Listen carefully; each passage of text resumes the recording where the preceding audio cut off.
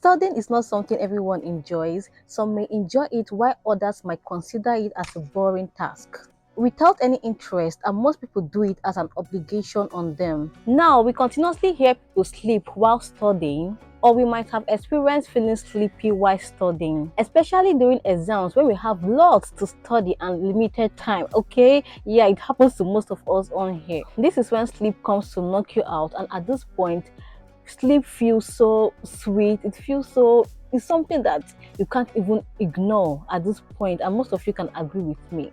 But can we afford losing time by sleeping unnecessarily? You should ask yourself that.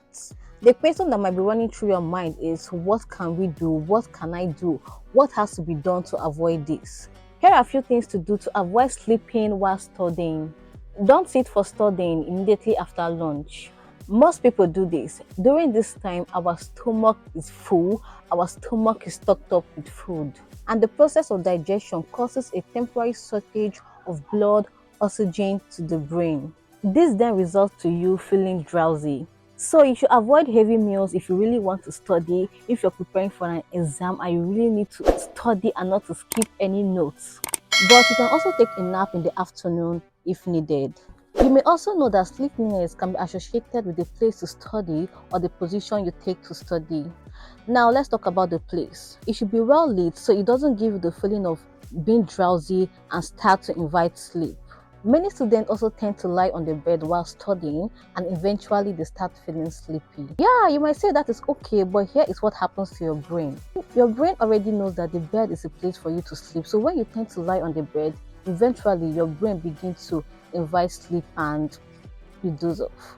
So you have to choose a better place like on the table or any other place which does not or will not give you a dull or cozy feeling. Now let's talk about your position. Try to sit straight while studying and let your body make an attempt to be active. Don't sit in the same position for too long. Try to move. You can take a walk and study at the same time for a few minutes if you're comfortable doing that and if it doesn't strain your eye. Also, if you're tired sitting for a long time and studying continuously, you may have to do the revision work by explaining, teaching what you are reading to yourself. Let me take this down a bit. Like when you feel tired or you think that you've read for a very long time, just take a break. Try to do this revision work. Remember all you have read. Teach yourself what you have read, okay? And your mind will be attentive too as you are making an effort to teach. Now, you also have to make various subject combination. This is typically not studying different things at the same time, but studying each part at a time. Let's take for instance, studying the theory part in the morning when you're still fresh, and the practical part or solving math questions in the afternoon, as it requires more attention, and at this point, you might not really feel sleepy. In fact, you shouldn't make studying a monotonous process. By monotonous, I mean dull, lack of interest in what you're studying, lack of interest in the subject you are studying. And one more thing you can do is, instead of staring at your book, instead of reading in your mind, you should try reading out loud. This has helped me in my studying. And while studying, you can mark important points, highlight important words, make flow charts, make connections, like connect one word to a drawing, to a diagram, and you just see everything flowing.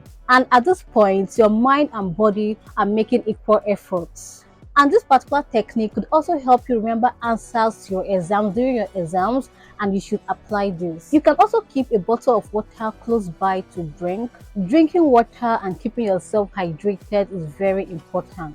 It could be in your kitchen or refrigerator, so each time you're thirsty, you could get up and go get it from wherever it is. This is just part of you taking a break from your studying. You can also rinse your face with water if needed, if you think you're really feeling sleepy and you need to cover up a page of your book. Do some stretching and you will feel fresh again, you will feel energized again. Getting sleep is also very important for your health and for your studying. You might not get 8 to 9 hours of sleep, which is normally recommended, but having 6 to 7 hours of sleep is okay. But in some cases, if you're very tired and feeling so sleepy while studying, stop studying for a while and take a nap.